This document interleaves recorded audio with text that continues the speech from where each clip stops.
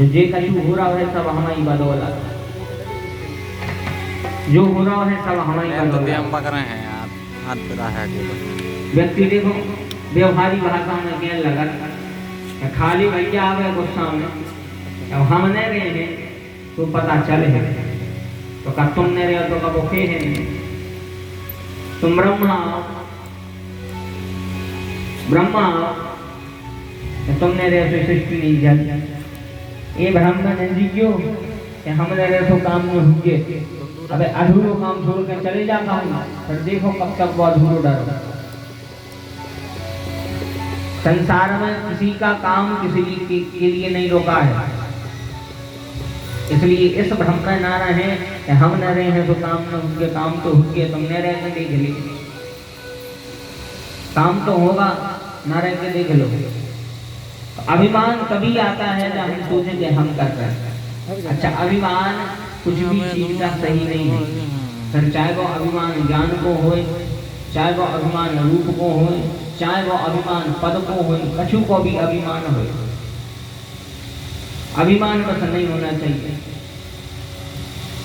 किसी के पास ज्ञान है वो कभी अभिमान न होना चाहिए कि हमारे पास बहुत ज्ञान है।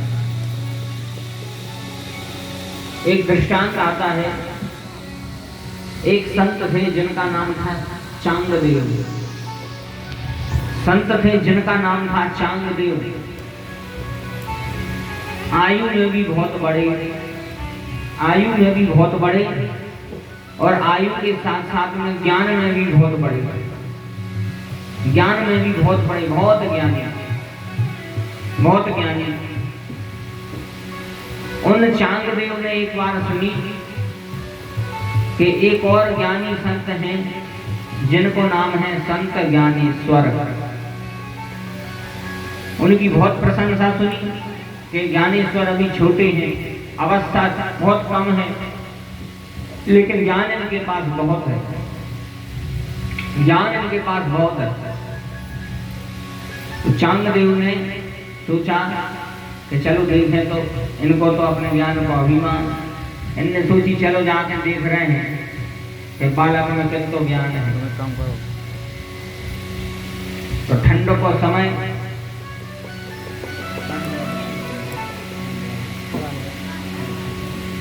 तो ठंड का समय था, संत चांगदेव ज्ञानेश्वर से मिल भी गए। अब इनको तो प्रदर्शन करने तो कि हम कितने ज्ञानी हैं, कितने तपस्वी हैं, कितने संत हैं। तो इनने एक सबसे विषैलो कालो सांप अपने हाथ से पकड़ो, परम योगी थे, योगीश्वर थे बिल्कुल, परम योगी। इन्होंने काला सांप वो हाथ से पकड़ा, वो एक शेर को कान पकड़ो और बस उसके गले में डाला वो सांप और सिर पर बैठ गए। अब जा रहे हैं ज्ञानेश्वर से मिल गए, अपने शिष्यों को संग ले लो, बोली चलो मिल भी चलिए, देख रहे कितने बड़े ज्ञानी हैं ज्ञानेश्वर। जैसे ही पहुंचे तो उस समय ठंड का समय, ज्ञानेश्वर संत एक पत्थर, एक शिला पे बैठे धूप ले रहे थे। तो कुछ लोगों ने आके कहा कि महाराज आपसे मिलने के लिए चांगदेव आए हैं, और ऐसे नहीं आए, सिर पर बैठे हैं और रस्सी बना है काले विषैले सांप की। ज्ञानेश्वर ने कहा ठीक है, तो चलो आधी रास्ता तक हम ही चले। इनने तो शेर की सवारी करी, जोन पथरा पर बैठे थे उसे कहते हैं चल, ज्यों को त्यों वो पथरा चलन लगो, जैसा सवारी हुई। जैसे ही इन्हें देखो चांगदेव ने कि हम तो सजीव जीव को अपने वश में कर लिया, लेकिन ज्ञानेश्वर ने तो निर्जीव वस्तु को भी अपने वश में कर लिया है। वही समय पर उतरे सिर से और पांव पर गिर पड़े। इसलिए भैया अहंकार किसी भी चीज का मत करना, अभिमान किसी भी चीज का नहीं होना चाहिए। अच्छा, अभिमान करना है तो एक चीज को अभिमान कर ले, यदि अभिमान करना ही है तो एक चीज को अभिमान कर ले। काय को तुलसीदास जी कहते हैं अस अभिमान जाय जनि भोरे, अस अभिमान जाय नहीं भोरे, अस अभिमान जाय जनि भोरे, अस अभिमान जाय जनि भोरे। मैं सेवक रघुपति पति मोरे, मैं सेवक रघुपति पति मोरे, हृदय अभिमान जाय जनि भोरे, हृदय अभिमान जाय जनि भोरे, जाय जनि भोरे। बोल वृंदावन में हरिलाल की जय हो। ज्यादा जोर से न बोली तो भैया हमारा रविवार पास ही हुआ। आज तो रविवार है ना, छुट्टी को दिन है, आज छुट्टी पे है बस। छुट्टी को दिन है ना, आदमी को बस नहीं चले, छुट्टी के दिन सांस लो नहीं ले ले, अबे हफ्ता की 6 दिन तो सांस ले थे, एक दिन नहीं ले, लेकिन वो सांस के बिना चला भी नहीं है। रविवार को तो सांस भी नहीं लेता है आदमी, या तो हमेशा ही रहे, सांस तक नहीं ले रहे। और पास है रविवार तो फलाहार करके आए, पूरे हैं हैं पूरे। फलाहार करके आए। और जोर से बोलो तो बोले वृंदावन में हरिलाल की संख्या के हिसाब से कम बोली हो ना को संख्या दिखाते हैं। बोले सीताराम चंद्र भगवान की। कहते क्यों महाराज पहले तो कमाई से भगवान है, अरे भूल है क्या है। तो भैया उद्धव जी को अभिमान था, भगवान ने इनके अभिमान का खंडन किया, ब्रजांगनाओं के पास में पहुंचाया। उसी समय इनका अभिमान तार तार हो गया और यह ज्ञान की शिक्षा देने गए थे, वहां से प्रेम की भिक्षा लेके आ गए। ज्ञान की शिक्षा लेने गए, प्रेम की भिक्षा लेके आ गए। भगवान से कहते हैं आशा महू चरण रेणु श्याम हंश्याम, वृंदावने किमपि गुल मिलतौषधीनां, या तो त्यजं स्वजनमार्य पथम चहित्वा, भजेर मुकुंद पदवी श्रुतिभिर्विज्ञान। उद्धव जी महाराज ज्ञान की शिक्षा देने गए, प्रेम की भिक्षा लेके आ गए और उस दिन से भगवान से कहते थे गोविंद मेरी यह प्रार्थना है, भूलूं न मैं नाम कभी तुम्हारा, निष्काम हुई के दिन रैन गाऊं, गोविंद दामोदर माधवेति, गोविंद दामोदर माधवेति, हे कृष्ण हे यादव हे सखेति। इन्होंने प्रेम का पाठ सीखा। इसके अनंतर अब कथा जो है वह हम और आप 10वें स्कंद में प्रवेश करने के अनंतर अब कथा उत्तरार्ध की आ गई। तो अब भैया बड़े ध्यान से कथा सुनना। अब तक तो जैसी सुनी से ठीक है, लेकिन अब कथा बड़े ध्यान से सुनना। ऐसे अब जो कथा हो रही है वह बिल्कुल एक एक आदमी पे घटने हैं, एक एक व्यक्ति पे कथा घटने हैं, तो बड़े ध्यान से सुनना।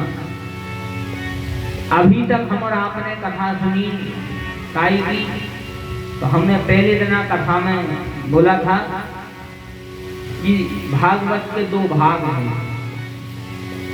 भागवत के 2 भाग हैं, एक भाग है पूर्वार्ध और दूसरा भाग है उत्तरार्ध। तो अभी तक हम और आप पूर्वार्ध की कथा सुनते रहे, अब कथा आती है उत्तरार्ध की। अब बड़े ध्यान से सुनना, अब बिल्कुल सबकी कथाएं हो रही। और आजकल सबकी कथा हो रही, आजकल भगवान की कथा हुई कहाँ रही। कहीं कौन की कथा बैठी, कहीं उनकी बैठी फिर फेरी वालों के बालक की। अब बताओ हमारी भी कथा हो, कथा भगवान की आए भैया, आदमों की नहीं, आदमों की व्यथा हो से कथा नहीं हो गए। व्यक्ति की तो केवल व्यथा होती है, कथा नहीं होती। कथा केवल भगवान की होती। अब जो कथा हो रही है बड़े ध्यान से सुनना। अभी तक पूर्वार्ध में कथा चली, पूर्वार्ध यानी अभी तक हमने पूर्व कथा सुनी। अब उत्तरार्ध की कथा सुना है। उत्तरार्ध यानी अब तक कड़ी चढ़ाई, अब बिल्कुल है घटा, अब है उतार। तो चढ़ाई में तो दिक्कत नहीं है, दिक्कत तो उतार में हो।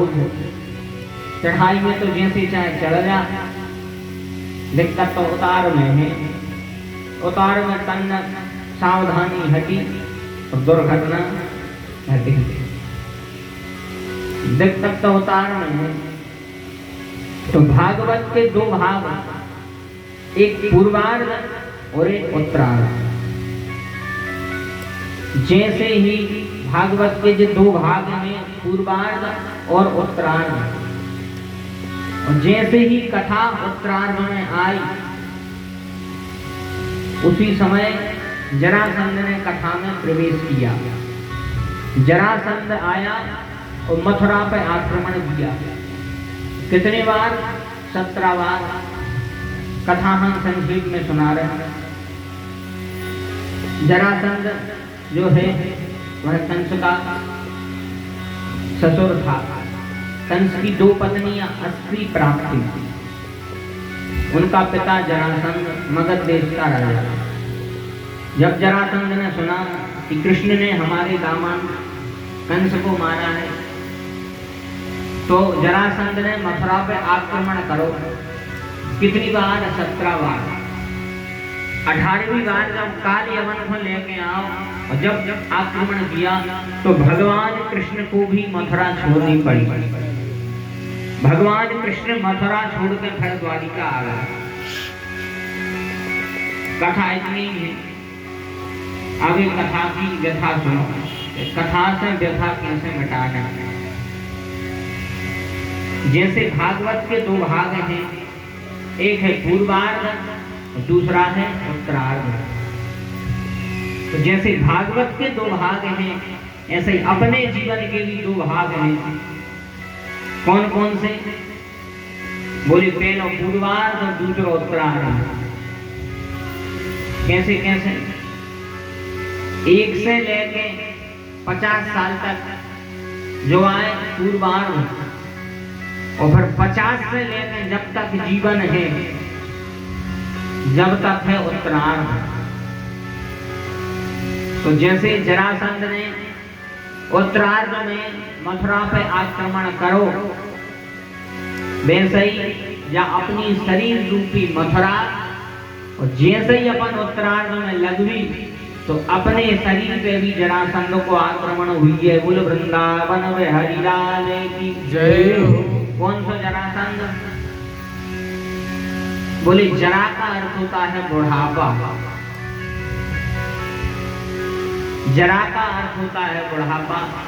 तो शरीर के 2 भाग हैं, पहला है पूर्वार्ध और दूसरा है उत्तरार्ध। जैसे ही उत्तरार्ध लगो, जैसे ही उत्तरार्ध लगा,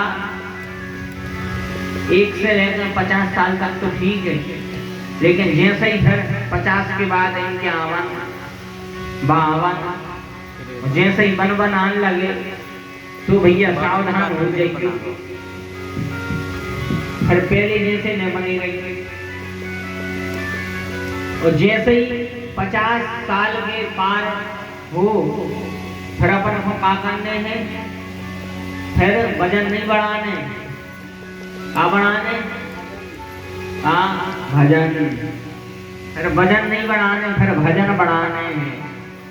50 के जैसे ही पार हो, समझ जाइयो कि अब भजन नहीं बढ़े, अब तो भजन बढ़े। कि माला हाथ में लियो, बस सीताराम सीताराम करो। 50 साल जैसे ही पार पहुंचे तो समझो कि अब भजन बढ़ावे को समय है, फिर संसार में मत लगना। क्योंकि जैसे ही 50 के हुए तो जरासंध आक्रमण कर गए। अच्छा, जरा को अर्थ बुढ़ापा, और ऐसा कोई व्यक्ति है जो चाहत हो कि हम बुढ़ापा आए? नहीं, कोई नहीं चाहता कि बुढ़ापा आए। सबको लगा था जैसे हमें पहले से ही बनी रहते, लेकिन सबका बुढ़ापा आना है भैया। हम कथा कह रहे सुकुन हम नहीं आए, हम भी आए। तो आपका भरोसा है का बुढ़ापे तक शरीर का भरोसा थोड़ी शरीर को, कोई भरोसा नहीं है भैया।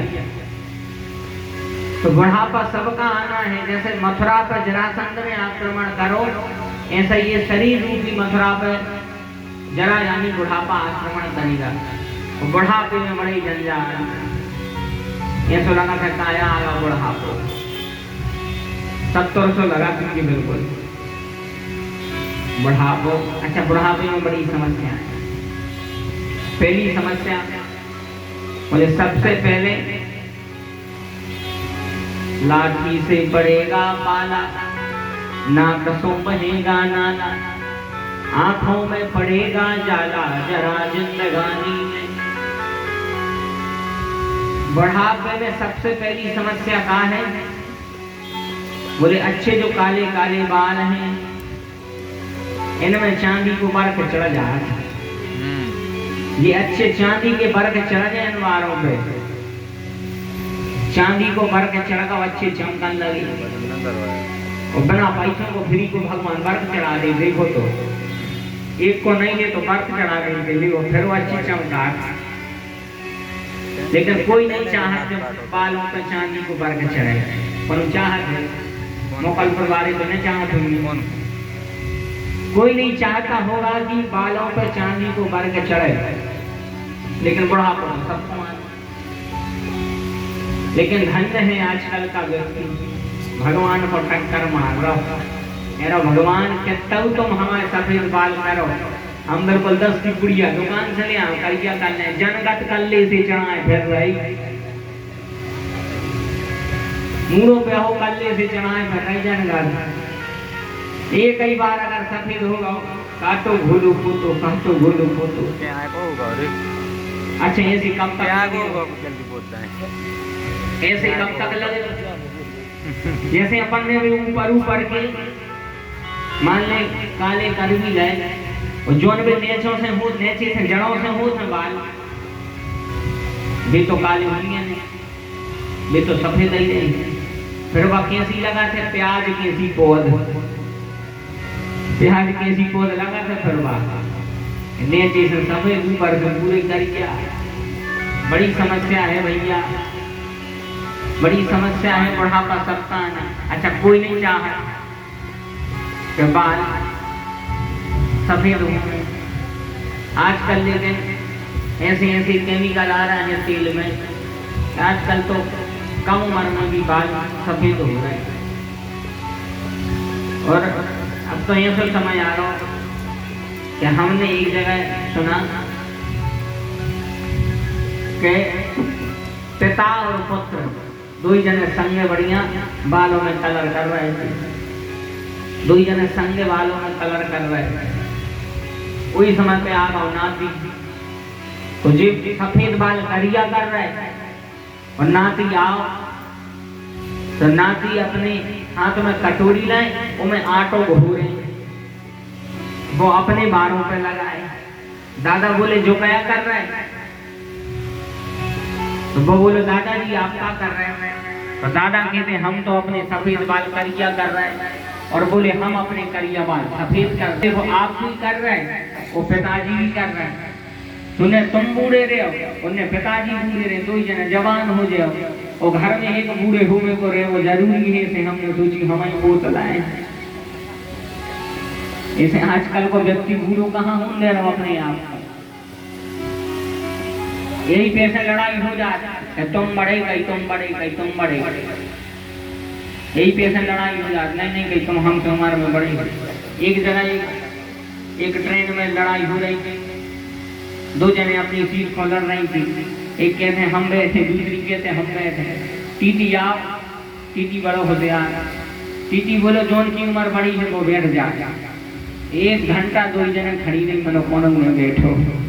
ऐसे कोनो हल्को हो बड़ो हो चाहने रहो तो कि हम बड़े हम बड़े। तो समस्या यही है कि लोग बूढ़ा होना चाह नहीं रहे हैं और ना चाहते हुए भी होना पड़ेगा, ना चाहते हुए भी होना पड़ेगा। कहता हूँ न चाहो लेकिन होने तो भैया पड़े है। बुढ़ापे में समस्या, बाल सफेद हो जाएंगे, आंखों से दिखना बंद हो जाएगा, ये टेलीफोन गड़बड़ हो जाए। अबे तो खूब सुना पड़ रहा, बुढ़ापे में टेलीफोन गड़बड़ हो जाए। धीरे धीरे धीरे करके जैसे ही बुढ़ापा आए तो कुछ न करो, भगवान को भजन बढ़ा दे, फिर ज्यादा पैसों के चक्कर में न रहो। अच्छा नहीं, ऐसी बात नहीं है, पैसे खूब कमाओ, हर चीज है, लेकिन हर चीज का, हर वस्तु का एक समय है। प्रथमो नार्जितः विद्या, द्वितीय नार्जितम धनम, तृतीयम नार्जितम पुण्यम, चतुर्थम किम करिष्यति। सबसे पहले विद्या को अर्जन करो। प्रथमे नार्जितः विद्या, फिर द्वितीय नार्जितम धनम, फिर धन को अर्जन करो। कब? बोले जवानी में। उसके बाद में तृतीय नार्जितम पुण्यम, जैसी तीसरी अवस्था आए उसी समय धर्म के काम में लग जाओ, पुण्य के काम में लग जाओ। इसलिए जितना हो सके भैया भगवान का भजन करो, भगवान के नाम का जप करो।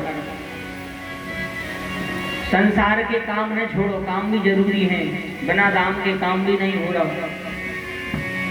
आज को भैया समय ऐसा है कि आजकल आयु का सम्मान नहीं है, आजकल आयु में बड़ों का सम्मान नहीं है। फिर बोले आजकल तो आय में बड़ों को सम्मान है।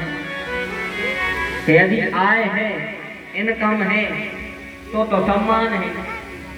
और कहूँ इनकम नहीं है, फिर अरे बोले हम नहीं जाना। तो कहूँ पैसा आ जाए तो ऐसे ऐसे रिश्तेदार निकला थे, जैसे बरसात में गेजाई निकला थे, ऐसे रिश्तेदार कान लगा पैसा हो जाए तो रिश्तेदार आने लगाते हैं। अरे हम जाना था, हमें पहचान दिया, पैसा तो आ गया। पैसा के 3 नाम, जग्गू जगदीश जगन्नाथ। पहले पैसा लेते तो कहीं काय जग्गू दे आओ, पहले पैसा लेते तो जग्गू, सारे जग्गू दे आओ। जहाँ जहाँ पैसा आ गए तो जगदीश, और जहाँ अच्छे पैसों मारे हो गए जगन्नाथ। पैसों के 3 नाम, जग्गू जगदीश जगन्नाथ। आजकल आय में सम्मान है, इसलिए धन भी जरूरी है, लेकिन धन के साथ में भगवान को भजन भी जरूरी है, भजन भी जरूरी है। इसीलिए अभी मौका मिला है, अबे भगवान ने हीरा तो मौका दे रहा तो अबे भजन कर ले, आगे कोई भरोसा नहीं है भैया। ये कितनी बढ़िया बात है। अच्छा बुलेरी भजन है, कहीं सुनाई देने अब। अच्छा देखो, हम लोग पहचान बनाते हैं संसारियों से, तो संसार की पहचान केवल संसार तक सीमित है, लेकिन यदि पहचान वहां बना ली तो उते की पहचान इसे भी काम आने और उते भी काम आने। इसे पहचान बनाओ तो संसार से मत बनाओ, यदि पहचान बनाना है तो परमात्मा से बनाओ। ये कितनी बढ़िया बात है। राम नहीं चीन्हा, घनश्याम नहीं चीन्हा। चीन्हा का अर्थ तो समझ गए, अपन गांव के हाथ में कहना गाय भैया हमें चीना धोकर नहीं, ऐसा ही कहते नहीं, चीना धोकर नहीं। राम नहीं चीन्हा, घनश्याम नहीं चीन्हा, उमरिया गवाए दई राम नहीं चीन्हा, उमरिया गवाए नहीं राम नहीं चीन्हा उमरिया गवाए नहीं राम नहीं चीन्हा उमरिया गवाए नहीं राम नहीं चीन्हा राम नहीं चीन्हा घनश्याम नहीं चीन्हा राम नहीं चीन्हा घनश्याम नहीं चीन्हा राम नहीं चीन्हा घनश्याम नहीं चीन्हा राम नहीं चीन्हा घनश्याम नहीं चीन्हा उमरिया गवाए हरि बोल चीन्हा उमरिया गवाए नहीं राम नहीं चीन्हा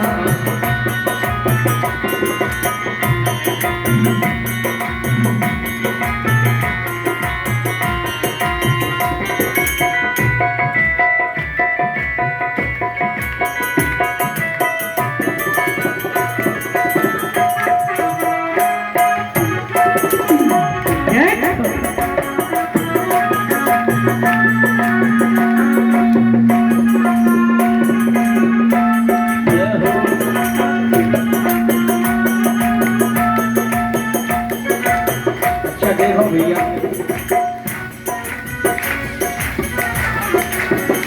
धीरे धीरे करके उम्र जा रही है धीरे धीरे उम्र निकल रही है बालापन हंस खेल गवायो बालापन हंस खेल गवायो बालापन हंस खेल गवायो बालापन हंसे खेल गवायो आई जवानी तो बड़ा पछतायो आई जवानी तो बड़ा पछतायो आई जवानी तो बड़ा पछतायो आई जवानी तो बड़ा पछतायो राम नहीं चीन्हा राम नहीं चीन्हा राधे श्याम नहीं चीन्हा उमरिया गवाए नहीं राम नहीं चीन्हा उमरिया गवाए नहीं राम नहीं चीन्हा